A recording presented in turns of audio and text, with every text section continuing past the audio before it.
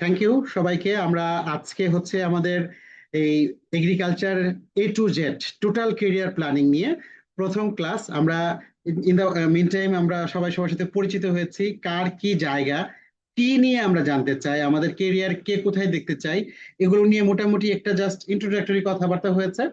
সেই ক্লাসটা আমরা রেকর্ড করিনি, কিন্তু এখন থেকে আমরা প্রত্যেকটা ক্লাস রেকর্ড করব। যারা মিস করবেন তারা রেকর্ড ক্লাস অবশ্যই ভালো করে দেখে পরের ক্লাসে আবার জয়েন করবেন।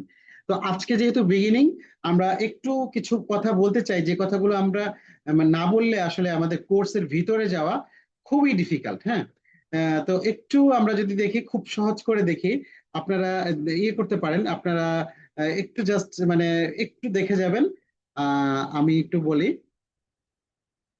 আমাদের এই বিসিএস এ আমাদের যে কোনো জবের মানে আমরা যতগুলো জব দেখি তার মধ্যে সবচেয়ে আমাদের মানে বাংলাদেশে আমাদের স্টুডেন্টদের ম্যাক্সিমাম টার্গেট হচ্ছে আমাদের বিসিএস নিয়ে। কিন্তু আপনারা জানেন যে বিসিএস এ আপনার আমাদের মানে ইয়ের হার কত, বিসিএস এ আমাদের সাকসেসের রেট কত। সাকসেসের রেট হচ্ছে মানে 0.5% বা 0.1%-এরও কম। কারণ আপনার বিসিএস এ প্রিলিতে, আমরা বিসিএস এর রিটেনে অ্যাপেয়ার করে বাংলাদেশে রিসেন্টলি যদি বলা যায় 3.5 লাখ থেকে 4 লাখ অ্যাটেন্ড করে। এই 4 লাখ থেকে প্রিলিতেই আপনার মানে জাস্ট ইয়ে থেকেই বাদ হয়ে যায় আপনার, মানে জাস্ট প্রথম পরীক্ষা যেটা প্রিলিমিনারি, সেখানে 10,000 এর বেশি টিকে না। কাটমার্কটা এমন থাকে 10,000 বেশি টিকে না। তো কাটমার্ক কত থাকে কিভাবে থেকে সেটা নিয়ে আমি কথা বলবো। তো এখান থেকে রিটেনে পাশ করে ইউজুয়ালি 5 থেকে 6 হাজার। এই বছর এত খারাপ করছে, মানে মানে খারাপ করে নাই, খারাপ করানো হয়েছে। পিএসসি থেকে এমন কোশ্চেন করছে যে পাশই করছে মাত্র 3,600। আপনারা খোঁজ খবর করবেন কেন খারাপ করানো হয়, তারও কিছু কারণ আছে। আপনার ধরেন, আপনি একটা বিসিএস পরীক্ষায়, ইংলিশ পরীক্ষা, ইংলিশ পরীক্ষায় এমন একটা সাবজেক্টের এমন একটা আপনার রচনা আসলো, মানে ওই রচনাটার ওই শব্দটাই আপনি জানেন না, মানে আপনি শব্দটার অর্থটাই আপনি জানেন না, আপনি যে বানায় লিখবেন সেটা তো আপনার সুযোগই নাই। তাহলে আপনি পরীক্ষায় নাম্বার পাচ্ছেন কত? রচনায় ধরে নেন দুইটা রচনা থাকে, 30, 30, 60, আপনি তো 30 নাম্বার অ্যান্সারই করতে পারলেন না। তাহলে আপনি যদি দুইটা রচনা বা এরকম যদি কিছু মিস হয়, বা পরীক্ষা অঙ্ক পরীক্ষা দিতে গেছেন, দুইটা বা তিনটা বা চারটা অঙ্ক আছে, এমন অঙ্ক দিছে, যেমন এইবার আন্তর্জাতিক, বিশেষ আন্তর্জাতিক প্রশ্নটা, আমি প্রশ্নগুলো আপনাদের সামনে নিয়ে বসবো নেক্সট ক্লাসে, আপনাদেরকে প্রশ্ন ধরায় ধরায় দেখাবো যে আপনি মানে এমন সব প্রশ্ন করছে যে পরীক্ষার হলে যায় ঘোরাঘুরি করে কান্নাকাটি করছে। ধরেন যে আন্তর্জাতিক পরীক্ষা, ওই পরীক্ষায় টোটাল মনে করেন যে রিটেন পরীক্ষায় সারা বাংলাদেশে অ্যাটেন্ড করছে ধরে নেন 5,000। তো আন্তর্জাতিক পরীক্ষা দেওয়ার পর পরের দিন দেখা গেছে 1,000 স্টুডেন্ট পরীক্ষা দিতেই যায় নাই, কারণ ওরা বুঝে গেছে যে তারা ফেল। আর তো পরীক্ষা দেওয়ার কোনো মানে নাই, এটা তো মানে জাস্ট কোনো গেম না যে আমি মানে রেসলিং না যে আমি অন্যটা দিয়ে কাভার করব। এত তো কাভার করা যায় না। একটা সাবজেক্টে আপনি ফেল করে আপনার টোটাল নাম্বারের মধ্যে আপনি 50% নাম্বার আপনাকে পেতে হবে, কোনো সাবজেক্টে মিনিমাম 25 পেতে হবে। এখন আপনি যদি কোনো সাবজেক্টে 25-এর নিচে পান তাহলে তো শেষ। অতএব এই বিষয়গুলোর জন্য আপনার, আমরা এই এটা বলতেছি যে বিসিএসটা আসলে একটা মানে এইটা সত্যি কথা, একটা এটা মানে ফেট, একটা ভাগ্যেরও ব্যাপার আছে। বিসিএস এর ভাইবা থেকে 3 বার 4 বার ভাইবা থেকে ফেল করে আসছে খুবই সিলি কারণে। মানে এমন মনে হয়েছে যে এই তুমি এরকম ভাবে, তোমার তোমার তো চেহারারই ঠিক নাই, তুমি কি পরে আসছো জামা কাপড়, এই দাও দাও দাও দাও, এরকম বের করে দিচ্ছে। মানে কতটা কষ্টদায়ক, দুঃখদায়ক। এখন আপনাদের এই দেশের টোটাল সিস্টেমের সাথে আমি আপনাদের পরিচিত করাই দিব। এখন এই সিস্টেমটা যদি আপনার পরিচিত থাকে, আপনি আপনার ভুলগুলো আপনি আগে থেকেই জাজ করতে পারবেন যে তারা কি চায়, আপনার তাদের ডিমান্ড কি। এখন যখন মানে বাংলাদেশের আপনার, জাস্ট আমি যদি বলি 2 বছর আগের সিনারিওতে বিসিএস এর ভাইভাতে যে প্রশ্নের প্যাটার্ন ছিল, আপনাকে যদি জিজ্ঞেস করতো বাংলাদেশের প্রথম রাষ্ট্রপতির নাম কি, আপনি জাস্ট সিম্পলি বলে ফেললেন বাংলাদেশের প্রথম রাষ্ট্রপতির নাম শেখ মুজিবুর রহমান, জাস্ট বের করে দিত, জাস্ট বের করে দিত এবং বের করে দিছে। অনেক হিস্ট্রি আপনারা জানেন, জাতির জনক, সর্বকালের সর্বশ্রেষ্ঠ বাঙালি জাতির জনক বঙ্গবন্ধু শেখ মুজিবুর রহমান, এইটুকু না বললে মানে ফেল করে দিত। এখন আবার হিস্ট্রি চেঞ্জ হয়ে গেছে। এখন আপনাকে, আপনি বিসিএস এর ভাবে দিতে গেছেন, আপনি যাওয়া মাত্র আপনাকে বললো যে এগ্রিকালচারের ক্ষেত্রে খাল খননের মানে ভূমিকাটা কি, বাংলাদেশের প্রথম খাল খনন কে করছে, তার সম্বন্ধে বিস্তারিত বলো। তো তখন যদি আপনি মানে যদি বলতে না পারেন, আপনি যদি ডিটেল বলতে না পারেন খাল খনন সম্পর্কে সম্পর্কে, তখন তো আপনি ডাইরেক্ট বলবে ফেল। আপনি এগ্রিকালচারের লক্ষ লক্ষ ইনফরমেশন জানেন, বাট খাল খনন সম্বন্ধে আপনি জানেন না, তাহলে আপনি ফেল। তা এখন আপনাকে ওই সিচুয়েশন, ওই অ্যাটিটিউড, ওই সময়টা আপনাকে ধরতে হবে যে আমি যেদিন ভাইবা দিতে যাচ্ছি সেদিন আমাকে কি করতে হবে। তো আমি সেই গল্পগুলো আপনাদেরকে বলবো। দেখেন, আমি যেদিন আপনার আমি 29তম বিসিএস এ ক্যাডার হয়েছি, 30তম বিসিএস এ ভাইবা দিতে গিয়েছিলাম। বিশ্বাস করবেন না, আমি 29তম বিসিএস এর রিটেন পরীক্ষার চেয়ে 30তম বিসিএস এর রিটেন পরীক্ষা মানে জাস্ট ডাবল ভালো করেছিলাম।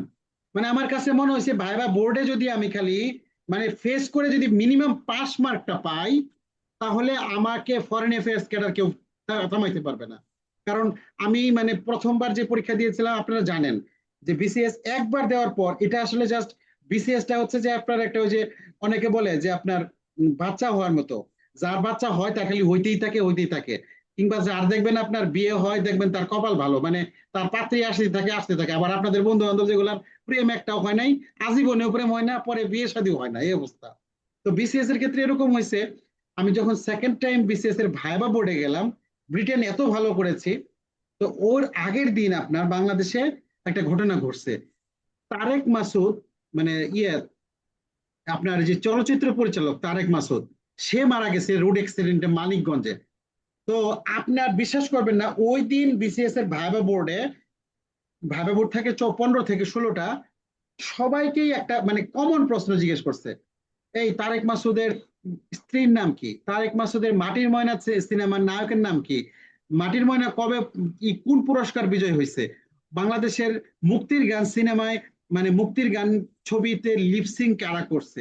মুক্তির গান সিনেমা কিন্তু আসলে মানে এটা কিন্তু পরে লিপসিং করা হয়েছে, জাস্ট 71 সালে বিভিন্ন শরণার্থী শিবিরে একটা আপনার ভিডিও ফুটেজ গুলো আছে, কোনো সাউন্ড ছিল না তখন, পরে সাউন্ড অ্যাড করা হয়েছে।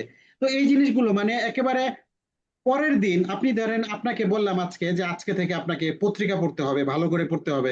আপনি আমাকে বললেন পত্রিকার কোন কোন পেজ পড়বো, আমি আপনাকে বুঝাই দিব যে পত্রিকার ইন্টারন্যাশনাল নিউজ গুলো, আপনি দেশের নিউজ গুলো কিভাবে কিভাবে পড়বেন। কিন্তু কোনোদিন কোনো মানে পত্রিকার অ্যানালাইসিস করে বলে নাই যে বিনোদনের পাতাও পড়তে হয়। তো আমাদের সাথে কিছু বন্ধু বান্ধব ছিল আপনার একটু ধর্মীয় লেবাস বা ধর্মকর্ম করে, এদেরকেও জিজ্ঞেস করছে তারেক মাসুদ সম্বন্ধে। ও তো জীবনে সিনেমাই দেখে নাই, সিনেমার তো কোনো খোঁজ খবরই রাখে না। কিন্তু ঘটনা তো ঘটে গেছে আগের দিন, তারেক মাসুদ দেশে মারা গেছে ওই দিন। রোড অ্যাক্সিডেন্ট সমতন 11 জন মারা গেছিল, একদম পুরা মাইক্রোবাস ক্রাশ করছিল মানিকগঞ্জে। তো এই যে আপনার ঘটনাটা যে আপনার বিসিএস এর মতো পরীক্ষায় একটা ইস্যু দিয়েই পরের দিন আপনার পুরো সব মানে সিনারিও চেঞ্জ হয়ে গেল ভাইবার ক্ষেত্রে। আমি বিসিএস এর কথাটা এই জন্য বলতেছি যে আপনার যে কোনো জবের ক্ষেত্রে আপনার ওই দিনটা খুবই গুরুত্বপূর্ণ। সেটা আপনার প্রাইভেট হোক, গভর্নমেন্ট হোক, আপনি যে কোনো প্রাইভেট মানে যে কোনো চাকরি আপনি জানেন। প্রাইভেট চাকরিতে তো আরো আপনার অনেকে মনে করে যে আমরা গভর্নমেন্ট সার্ভিসে এই যে এটা জানলাম না তাই এটা হইলো না কেন, এটার জন্য আপনাকে বের করে দিল। প্রাইভেটে তো আরো আপনার করে আপনার এটিচিউড দেখে আপনার দিকে তাকায় থাকে। আপনি আপনি ভাবতেছেন প্রাইভেট জবে, আমি একটু আপনাকে বলি প্রাইভেট জবে আপনি যেমন ধরেন ঢাকায় আপনারা এসিআই এর ভবনে কেউ গিয়েছিলেন কিনা, তেজগাঁও একটা এসিআই এর বিল্ডিং আছে। তো আপনি বিল্ডিং এ আপনার যে ঢুকবেন, ঢুকে আপনার গেটে আপনার 3-4 জন থাকে, রিসিপশনিস্ট থাকে। তো এই রিসিপশনিস্টরা আপনাকে জিজ্ঞেস করবে কোথায় আসছেন, কার কাছে যাবেন। তো আপনি সেখানে বললেন যে আজকে আমার একটা আছে, ওয়াক ইন ইন্টারভিউ আছে, আমি আপনার যাব ওই 4 তলায় যাব, আমার ওই অত নাম্বার রুমে যাব, ওখানে আমার একটা জব ইন্টারভিউ আছে। ওকে নাইস, আপনি তাহলে এটা করেন। এখন বিষয়টা হচ্ছে আপনি এখানে কিভাবে কথা বললেন আপনি রিসিপশনিস্টের সাথে, আপনি হয়তো খেয়ালও করেন নাই রিসিপশনিস্ট হয়তো আপনাকে 2-4টা প্রশ্ন করতেছে। না ওই রুমে তো আজকে হওয়ার কথা না, আপনি কোথেকে আসছেন, আপনার পরিচয় দেন, আপনি আইডি কার্ড নিয়ে আসেন নাই। আপনি হয়তো তার সাথে ছোট ছোট কয়েকটা খুনসুটি বা একটু আপনার আপনার পালস ধরে রাখতে পারেন নাই, এটা হয়তো তার সাথে করছেন। আপনি যাবেন ভাই, ওটা আপনার সময় আছে, আবার আরে ভাও আপনি দেরি করতেছেন কেন, আপনি জানেন না আজকে ইন্টারভিউ আছে, আপনি হয়তো তাকে এরকম বলে ফেলছেন। এখন যারা আপনার ভায়াবা নিবে তারা সিসি ক্যামেরায় বসে বসে আপনি যে ঢুকতেছেন, আপনার এন্ট্রি থেকে শুরু করে সিঁড়ি বেয়ে বেয়ে একেবারে উপরে ওঠা পর্যন্ত সব আগে দেখে রাখছে। আপনারা বিশ্বাস করেন এটা হয় প্রাইভেট জবে? এবং মজার ব্যাপার হচ্ছে আপনাকে যাওয়ার পর আপনার সাথে এত বন্ধুত্বপূর্ণ সম্পর্ক করছে, এত সুন্দর করে গল্প করছে, আপনাকে বলতেছে যে না, আরে আপনি তো অনেক ব্রিলিয়ান্ট, আপনি প্রাইভেট জব করবেন, আপনি তো আপনার দেখেন আপনি কিন্তু মানে গল্পের এক মানে এমন এক জায়গায় আপনার সাথে এত ক্লোজ তারা। এই চলেন এক কাজ করি আমরা, আমি একটু দাঁড়ান, আপনি কি স্মোক করেন? আমি আমি নিজে অফার পেয়েছিলাম বায়ার ক্রপে, আমি জবের জন্য গিয়েছিলাম। তো তারা করলো কি, আমি একটু স্মোক করব বলে আমাকে বললো যে আমার স্মোকিং জোনটা জাস্ট আমার অফিস রুমের পাশেই সিঁড়ির কাছে। তো যাচ্ছে একটা কফি হাতে নিয়ে সিঁড়ির কাছে গেছে। তো আমাকে বলতেছে আপনি কফি খান, আমার সাথে কথা। ওরা কিন্তু ডে লং ইন্টারভিউ নেয়, আপনি জানেন কিনা? ডে লং ইন্টারভিউ নেয়, আপনাকে বলবে লাঞ্চ অফার করবে, আপনি লাঞ্চ করবেন তাদের এখানে। আপনি যে লাঞ্চ করতেছেন তার প্রত্যেকটা জিনিস তারা খেয়াল করতেছে। তো কফি নিয়ে বললো যে স্মোক করলে করতে পারেন, কোনো সমস্যা নাই, এখানে আপনার সবাই এখানে খুব ফ্রি, আমরা প্রাইভেট জবে এখানে এগুলো ইয়ে করা হয়, আমাদের বস সবাই সিগারেট খায়, আপনি চাইলে খেতে পারেন, এখানে কোনো প্রবলেম নাই। তো আপনি হয়তো সিগারেট খাচ্ছেন, তারা এটাকে পজিটিভলি দেখতেছে না নেগেটিভলি দেখতেছে এটা বড় কথা না, কিন্তু আপনার প্রত্যেকটা এটিচিউড তারা আপনাকে জাজ করতেছে। তো আপনার কাছে একসময় মনে হবে এই লোক তো আমার খুবই ক্লোজ, আরে হলের বড় ভাইয়ের মতো কথা বলতেছে, বলে বলবে আপনাকে বলবে দেখেন আসলে বিসিএস ছাড়া বাংলাদেশে কোনো চাকরির দাম নাই রে ভাই।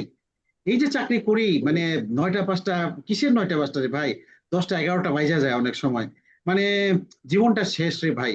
এগুলা আসলে চাকরি খুব কঠিন, মানে আসলে বিপদে না পড়লে এই চাকরি কেউ করতে চায় না। আমিও কোনোদিন করতাম না, আমার খুব ইচ্ছা যে যদি সুযোগ পাইতাম বিসিএস টা একবার ট্রাই করে দেখতাম। তো আপনি কিন্তু ওই সময় কিন্তু এতক্ষণে কিন্তু আপনি গলে গেছেন, তখন আপনি বলে ফেললেন যে হ্যাঁ আসলে তো আমিও তো বিসিএস এর জন্য ট্রাই করতেছি, প্রাইভেট জব আসলে সুযোগ পাইলে তো আপনার ইয়ে বিসিএস টিসিএস হলে প্রাইভেট জব কে করে। আপনি কিন্তু আপনার পেটের কথা বলে দিলেন। আপনি বিশ্বাস করবেন না, এই পেটের কথাটা বের করার জন্য সে আপনার এই আপনার খাওয়াইতেছে, কফি শপে নিয়ে যাচ্ছে, আপনার সাথে গল্প করতেছে, সবকিছু করে ফাইনালি আপনার কাছে ওই কথাটা বের করতেছে। তা বিকাল বেলা যখন সব শেষ হবে, ঠিক আছে আমরা ইয়ে করি, আপনার যদি আমরা কালকে আপনাকে ফোন করব, আপনার যদি ইয়ে হয় আমরা অ্যাপয়েন্টমেন্ট লেটার পাঠাই দিব। আসলে কিন্তু আপনাকে আর নেয় নাই, আপনার সাথে আপনার পেটের মূল কথাটা কিন্তু জেনে গেছে। আপনার কি আমার কথা শুনতেছেন? হ্যালো?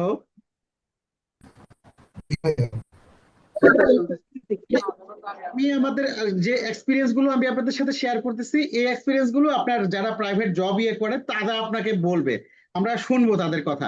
তো আমার যেটাই বলতেছিলাম যে ওই দিনের ওই মুহূর্তের ওই যে ওই সময়ের পালসটা খুবই ইম্পর্টেন্ট, নট অনলি বিসিএস, মানে এভরিথিং। আপনি আমেরিকান এমবিসিতে হায়ার স্টাডির জন্য ভাইবা দিতে গেছেন, আপনারা জানেন আপনার ফেসবুক প্রোফাইল চেক করা হয়, আপনি আমেরিকার আপনি তাদের তাদের এআই সিস্টেমের মধ্যে দিয়ে আপনার ইয়ে করেন, দেখেন আপনার মনে করেন আমেরিকা ইসরায়েল যুদ্ধ হচ্ছে, দেশের মধ্যে যুদ্ধ হচ্ছে, আপনি কোনো এক সময় আমেরিকা নিয়ে একবারে ধুয়ে দিচ্ছেন ফেসবুকে কোনো একটা স্ট্যাটাসে, বা আপনি ইসরায়েলের বিরুদ্ধে ধুয়ে দিচ্ছেন স্ট্যাটাসে, আপনি জানেন আপনার হায়ার স্টাডিজে আমেরিকা যাওয়া খুবই ডিফিকাল্ট হবে। মানে আপনার স্বপ্ন যদি সেটা থাকে, মানে আপনি যদি আমেরিকা যেতেই চান, তাহলে এই জাতীয় বিষয়গুলো ইয়ে করতে হবে, খুব মানে চেক করে কাজ করতে হবে। দেখা গেল ট্রাম্পকে একদিন ইচ্ছা মতো, আমি আপনার এখনো আমি বিভিন্ন সময় ট্রাম্পকে নিয়ে বিভিন্ন সময় ইয়েতে ফেসবুকে ওপেন নানান রকম বিভিন্ন কিছু লিখি, আমার আমেরিকা যাওয়ার চিন্তা নাই, কিন্তু আপনি জানেন আপনি আপনি আমেরিকার ভিসাই পাবেন না যদি এই জাতীয় কিছু থাকে। আপনি বলবেন যে আমি যখন এগুলো নিয়ে চিন্তা করবো তখন ফেসবুকে যা আছে সব ডিলিট করে দিব। কিচ্ছু না, এগুলো ডাটাবেস, আপনার ডিজিটাল ফুটপ্রিন্ট বলা হয়। আপনি যে একবার ডিজিটাল একটা জায়গায় আপনি একটা মানে ইয়ে করলেন, আপনার সেই তথ্য আপনার থেকে গেল এবং তারা ওই মেটাকে দিয়ে সব তথ্য আপনার কাছ থেকে কালেক্ট করতে পারবে। সে মানে আমেরিকা নিয়ে, ট্রাম্প নিয়ে, আমেরিকার স্বাধীনতা নিয়ে কোথাও কখনো কিছু বলছিল কিনা। তো এই জিনিসগুলো আমি আপনাদের সেই জিনিসগুলোই বলে দেবো, হয়তো বা খুব সিলি এই তথ্যটার কারণে আপনার হায়ার স্টাডিটা বন্ধ হয়ে যেতে পারে, এই তথ্যটা থেকে আপনি ইয়ে হতে পারেন।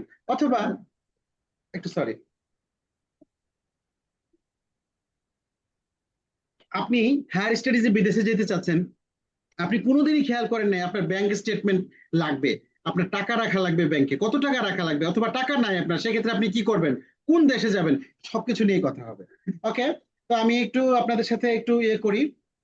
এই দেখেন আপনার, আমি বলছিলাম যে বাংলাদেশে যারা বিসিএস দিচ্ছি আমরা, বিসিএস এ প্রিলিতে যতগুলো প্রার্থী থাকি, বিশ্বের 54টা দেশ আছে তার চেয়ে জনসংখ্যা কম। হ্যাঁ, যেমন আপনার মালদ্বীপের জনসংখ্যা মাত্র 5 লাখ, এরকম বিশ্বের অনেক দেশ আছে, যেসব দেশ যেমন আইসল্যান্ডের জনসংখ্যা 3,72,000। তারপরে আপনার এরকম অনেকগুলো দেশ আছে, গ্রানাডা, তারপরে আপনার জানেন ওয়েস্ট ইন্ডিজের যেসব কান্ট্রি গুলো আছে, তো এরকম। তো আমাদের এগুলো এগুলো নিয়ে খুব বেশি কথা বলবো না, তারপরও বিসিএস নিয়ে আমাদের একটা হাইপ আছে, কিন্তু এই হাইপটা এগ্রিকালচারিস্টদের জন্য ভালো। মানে অন্য সাবজেক্টে যারা আছে, যেমন ধরেন যা মানে ফিজিক্সে যে পড়ছে সে বিসিএস দিতে চায়, সে বিসিএস দিতে চায়, তার তার সাথে আপনার কম্পিটিটর কতজন? জাতীয় বিশ্ববিদ্যালয়ে ফিজিক্সে যারা পড়ছে সবাই তার কিন্তু কম্পিটিটর।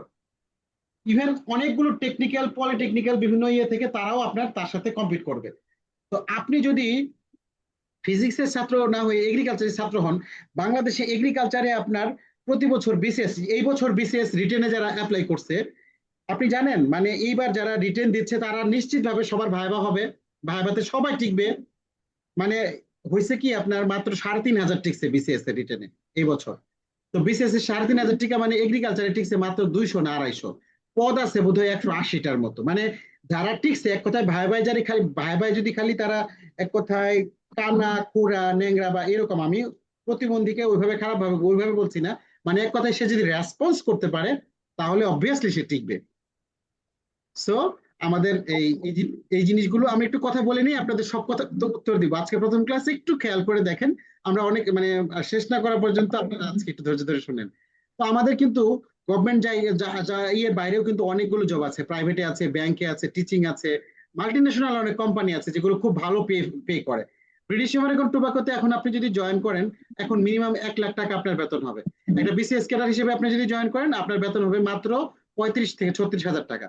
তারপরে বিভিন্ন এনজিও বা ডেভেলপমেন্ট সেক্টর আছে যেগুলোতে নিয়েও আমি আপনাদের সাথে কথা বলবো, জানেন কিনা আপনার বিভিন্ন ইন্টারন্যাশনাল এনজিও আছে, যদি ইরি, সিমিট এইসবে জব করেন, ইউএনডিপি, ইউএসএআইডি, এইসবে কিন্তু আপনার বাংলাদেশ থেকে যারা আপনার জয়েন করে তাদের কিন্তু আপনার ভালো মানে ওই ইউএস ডলারে বেতন পে করা হয়। আর এনটিআরসি নিয়ে আমি কথা বলবো, এনটিআরসিটা আসলে খুবই দুর্বল আমাদের জন্য, এগ্রিকালচার স্টুডেন্টদের জন্য খুবই দুর্বল। এমনও ছাত্র আছে, দেখেন আমরা পাবলিক ইউনিভার্সিটিতে পড়াশোনা করি, কিন্তু এনটিআরসিতে আমাদের অবস্থা খুবই খারাপ। কেন খারাপ? কারণ ওই কৃষি শিক্ষা সাবজেক্টটা আসলে কলেজে কিন্তু খুবই একটা দুর্বল সাবজেক্ট। দেখেন আপনার সাথে যেসব পোলাপান আপনাদের বন্ধু বান্ধব কোনো বিশ্ববিদ্যালয়ে চান্স না পায়, হয়তোবা সে ওই যে একটা ন্যাশনাল ইউনিভার্সিটিতে দর্শনে পড়াশোনা করছে, কিংবা আপনার বাংলায় পড়াশোনা করছে, এই ছেলেও টিচার হয়ে মাসে আপনার 1.5 লাখ 2 লাখ টাকা প্রাইভেট পড়াবে ঘরে বসে। আর এগ্রিকালচার আপনি একটা পাবলিক ইউনিভার্সিটি, খুব ভালো পাবলিক ইউনিভার্সিটি পড়েও আপনি এগ্রিকালচারে আপনি যে ইউনিভার্সিটিতে জয়েন করবেন, যে কলেজে জয়েন করবেন, সেখানে আপনাকে 2 পয়সা দাম দেবে না কেউ। এই জন্য এনটিআরসিটা আসলে একটু দুঃখজনক আমাদের জন্য। এনটিআরসিটি নিয়ে আমি খুব বেশি কথা এই কোর্সে বলবো না, তারপরে আমরা টুকিটাকি কিছু কথা বলবো, বিভিন্ন কোম্পানি নিয়ে আমাদের কথা থাকবে।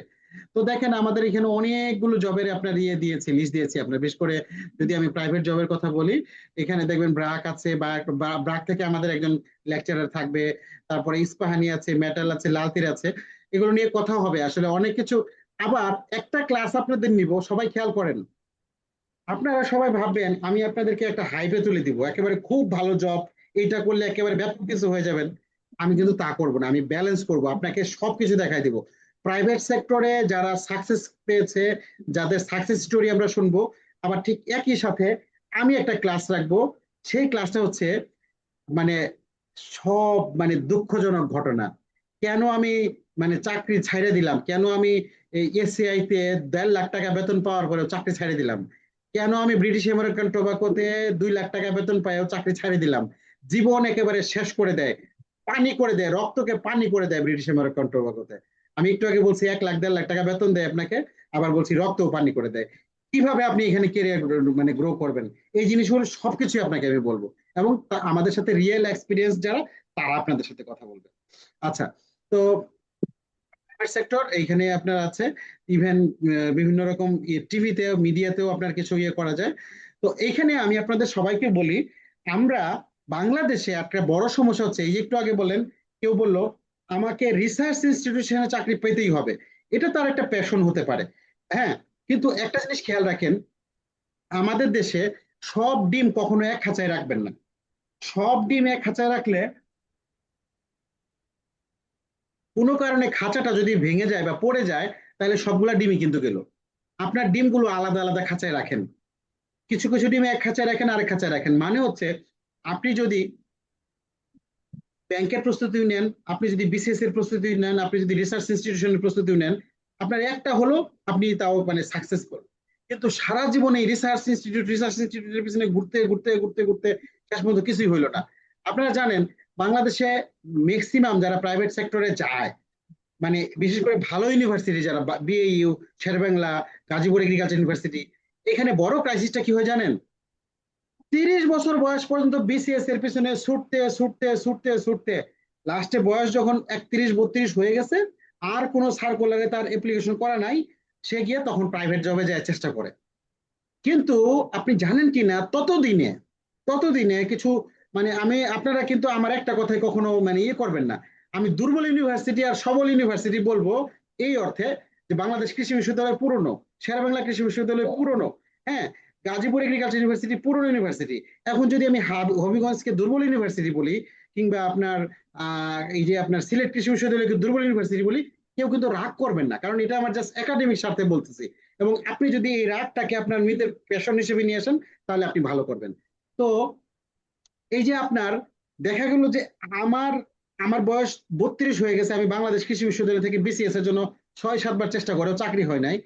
এখন আমি প্রাইভেটের জন্য চেষ্টা করতেছি, গিয়ে দেখি সিলেট কৃষি বিশ্ববিদ্যালয় থেকে একজন ওই 23 বছর বয়সে অনার্স শেষ করেই সে প্রাইভেট সেক্টরে জয়েন করছিল, সে এখন বেতন পায় 1.5 লাখ টাকা।